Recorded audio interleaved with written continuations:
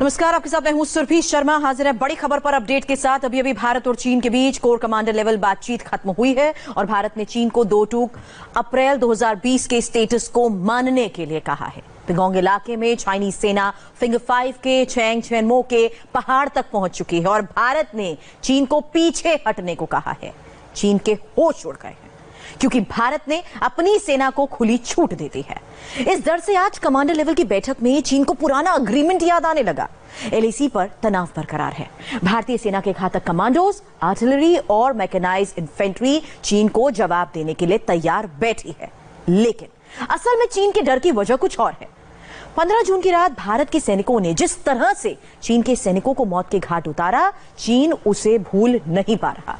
15 जून को एलएसी पर चीन का कमांडर भारतीय सैनिकों के हाथों मारा गया। 15 जून को क्या क्या हुआ, इस खास रिपोर्ट में देखिए।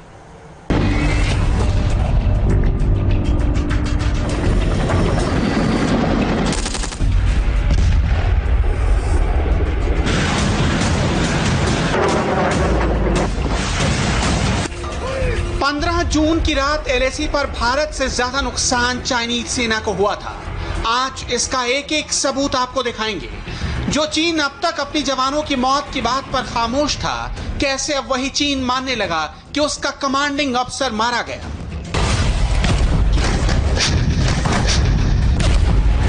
पंद्रह जून की रात भारतीय जवानों ने चीन के कितने सैनिक मारे, एलएसी से चीन ने कितने जवानों की डेड बॉडी उठाई। 15 जून की रात कैसे चाइनीज सैनिकों की एक एक हिमाकत का इंडियन आर्मी ने मुंहतोड़ जवाब दिया।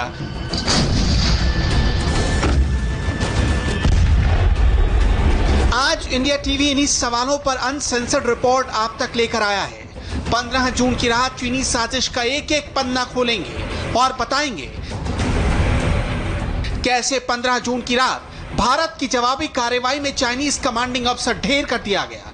कैसे एलएसी पर चाइनीज सेना दर्जनों स्ट्रेचर लेकर अपने सैनिकों की लाश बटोर रही थी। उस रात भारतीय सेना ने कितने चाइनीज सैनिकों की डेड बॉडी चाइना को सौंपी। कैसे पेट्रोलिंग पॉइंट 14 पर चीनी सेना के एक एक निशान को भारतीय सेना ने नेस्त नाबूद कर दिया। पेट्रोलिंग पॉइंट 14 पर चीन क्यों कब्जा करना चाह रहा था।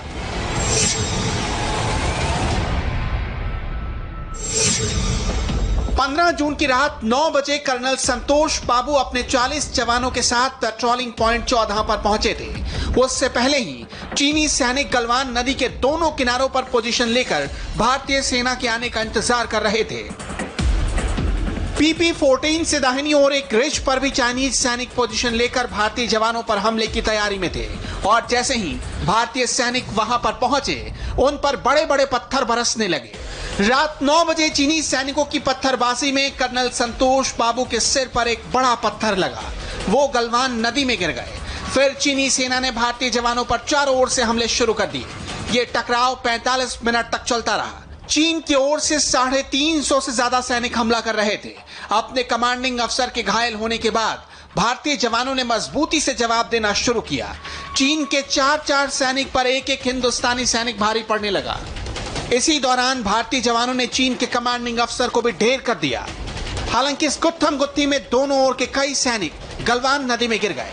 लेकिन सवाल है, अगर चीन के कमांडिंग अफसर के साथ उसके कई जवान मारे गए। मीडिया रिपोर्ट्स के मुताबिक 17 जून को चीन के विदेश मंत्री वांग यी ने खुद चीन के कमांडिंग अफसर के मारे जाने की बात कबूल की थी। सोर्सेस के मुताबिक प्रधानमंत्री नरेंद्र मोदी को 2 प्रेजेंटेशन दी गई। एक प्रेजेंटेशन रक्षा मंत्री राजनाथ सिंह ने दी, जिसमें मैप दिखाते हुए उनको ये बताया कि दरअसल इस समय चाइनीज पीएलए कहां पर है और उनकी क्लेम लाइन और लाइन ऑफ एक्चुअल कंट्रोल पर कितना अंतर है। इसके साथ साथ साफ तौर पर उनको बताया गया कि दरअसल चाइनीज पीएलए जिन जिन पोजीशंस पर है वहां पर उनका डिप्लॉयमेंट क्या है।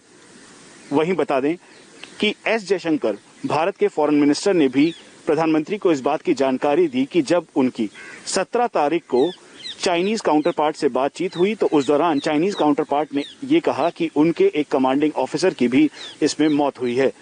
दरअसल इसके साथ साथ कैजुअलिटी फिगर भी उन्होंने प्रधानमंत्री नरेंद्र मोदी को बताया, वही फिगर जो कि चाइनीज काउंटर पार्ट ने एस जयशंकर को बताया था।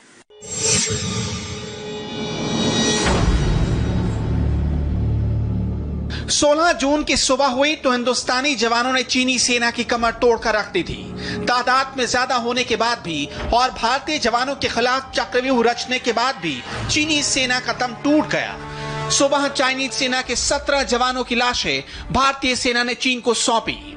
मीडिया रिपोर्ट यह भी बताती है कि एलएसी पर चाइनीज सेना अपने जवानों की डेड बॉडी ले जाने के लिए 40 से ज्यादा स्ट्रेचर लेकर आई थी।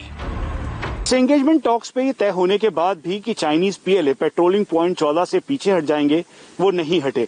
उन्होंने अपने टेंट्स, बंकर्स और ऑब्जर्वेशन पोस्ट को वैसे ही रखा और साथ में उनका कॉन्वॉय भी ठीक उसी पोजीशन पर था। यही वजह है कि भारतीय सेना ने इसका पूरी तरह से विरोध किया और चाइनीज पीएलए अग्रेसिव वायलेंस करने लगा। ये बताना जरूरी है कि अगर गलवान के इस इलाके में चाइनीज पीएलए अपनी परमानेंट पोजीशन पे रहता है तो आसानी से श्योक नदी और उसके साथ साथ डीएसडीबीओ रोड, जो कि 255 किलोमीटर का स्ट्रेटेजिक रोड है, उसको डोमिनेट कर सकता है। और यही वजह है कि भारत किसी भी हालत में अप्रैल 2020 के स्टेटस को मनवाते हुए चाइनीज पीएलए को पीछे करना चाहता है और यही इस विवाद का कारण भी बना। चीन के नापाक साजिश की परतें भी खुल गई। चीन पेट्रोलिंग पॉइंट 14 पर क्यों कब्जा करना चाहता था, अब इसे समझिए। पेट्रोलिंग पॉइंट 14 के ठीक पास जहां चीन ने अपना ऑब्जर्वेशन पोस्ट बनाया था, वहां से पूरे गलवान घाटी की निगरानी आसानी से की जा सकती थी। भारतीय सेना इस घाटी में क्या कर रही है, उसकी कितनी गाड़ियां तैनात हैं, भारतीय कैंप में क्या चल रहा है, भारत अपनी सीमा में क्या बना रहा है, चीन इन सब चीजों पर नजर रख सकता था। इसके अलावा चीन की कोशिश थी डीएसडीबीओ रोड यानी दरबुक शोक दौलत बेग ओल्डी रोड की निगरानी की, जो भारत के लिए स्ट्रेटेजिक तौर पर काफी मायने रखती है। हाल ही में 256 किलोमीटर की सड़क को भारत ने एलएसी तक तैयार किया है और चीन के भड़कने की सबसे बड़ी वजह यही सड़क है। आपको बता दें कि 1962 के बाद से ही लगातार टेंशन बना रहा था, लेकिन कभी भी इतना टेंशन नहीं हुआ जो आज हालात बन गए हैं, क्योंकि भारत ने उस वक्त जो अपना इंफ्रास्ट्रक्चर है वो इतना मजबूत नहीं किया था एलएसी के पास, क्योंकि उनको लगता था, उस दौरान जो सरकारें थी उनको लगता था कि अगर हम इंफ्रास्ट्रक्चर बनाएंगे तो हो सकता है कि दुश्मन उसका इस्तेमाल कर ले। लेकिन आपको बताएं कि धीरे धीरे उसमें बदलाव किया गया, लेकिन इसमें सबसे जो कह सकते हैं कि ड्रास्टिक चेंज जो हुआ स्ट्रेटेजी में, वो हुआ पिछले 5 से 6 साल में। और यही वजह है कि आज चीन टेंशन में है। 16 बिहार रेजिमेंट के कमांडिंग ऑफिसर कर्नल संतोष बाबू को यह देखने की जिम्मेवारी मिली थी कि पेट्रोलिंग पॉइंट 14 से चाइनीज सेना अपना कैंप समेट कर वापस गई है या नहीं। 15 जून को ही शाम 7 बजे एक टीम के साथ संतोष बाबू उस पोस्ट को देखने पहुंचे जो भारतीय सीमा में चीन ने लगाई थी। वहां पहुंचते ही भारतीय सेना को पता चल गया था कि चाइनीज सैनिकों की बॉडी लैंग्वेज बदल चुकी है। कर्नल संतोष बाबू ने बातचीत शुरू की और चाइनीज सैनिकों से विवादित पोस्ट को दोबारा खड़ा करने का कारण पूछा। तभी चीनी सेना के एक जवान ने संतोष बाबू को पीछे से धक्का दे दिया। भारतीय सैनिकों ने अपने कमांडिंग ऑफिसर को धक्का दिए जाने पर फौरन रिएक्ट किया। फिर तो जवानों ने वहां से चीन के एक निशान को मिटा डाला। चीनी कैंप तबाह कर दिए गए। इसके बाद चीनी सैनिक चारों ओर से टूट पड़े। कर्नल संतोष बाबू ने जख्मी सैनिकों को वापस पोस्ट पर भेज दिया। पोस्ट से और जवानों को भेजने की मांग की गई। चीन की गुस्ताखी के बाद भारत ने जब सीमा पर कड़ा एक्शन लेना शुरू किया तो उसके होश ठिकाने आए। अब चीन फिर से बातचीत से विवाद सुलझाने की बातें दोहरा रहा है। एक बार फिर कमांडिंग अफसर लेवल पर बातचीत शुरू हुई है। 6 जून के बाद कमांडर लेवल की ये दूसरे दौर की बातचीत है। इस बातचीत में भारत का रुख क्या है, भारत ने चीन को क्या संदेश दिया है, संवाददाता मनीष प्रसाद से सुनिए। कोर कमांडर लेवल 6 जून के बाद ये दूसरी बार हो रहा है।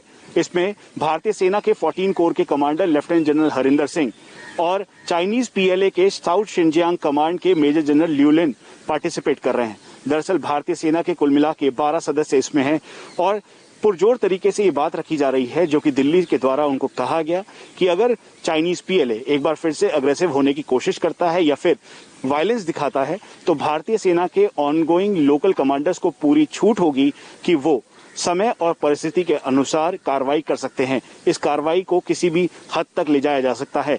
उसके साथ साथ पैंगोंग त्सो के फिंगर 4 और फिंगर 5 के फेस ऑफ का मेजर कंसर्न होते हुए गलवान के पेट्रोलिंग पॉइंट 14, पेट्रोलिंग पॉइंट 15 और पेट्रोलिंग पॉइंट 17 को संजीदगी से इस पूरे मामले को हल करना है। एलएसी पर भारत के लड़ाकू विमान मंडरा रहे हैं। दुश्मन की एक एक हरकत उनकी नजर में। भारत की सेना टैंक और तोप लेकर तैयार है। एलएसी पर चीन बैकफुट पर है। ऐसा इसलिए क्योंकि भारत ने सेना को पूरी आजादी दे दी है। इस बार पहले गोली चलेगी, फिर बोली और बातचीत होगी। दरअसल भारतीय सेना के द्वारा साफ तौर पे चाइनीज पीएलए को इस बात को भी कहा गया कि अगर अप्रैल 2020 का स्टेटस को नहीं मानते तो किसी भी तरीके से कोई भी एग्रीमेंट 1996 से लेकर 2005 तक का वो नहीं माना जाएगा। इसका मतलब बिल्कुल साफ है, भारत इस समय अग्रेसिव तरीके से चाइनीज पीएलए को बताना चाहता है कि वो अपनी जगह वापस चले जाए। एलएसी पर भारत और चीन आमने सामने हैं और दोनों देशों में टकराव जैसे हालात हैं।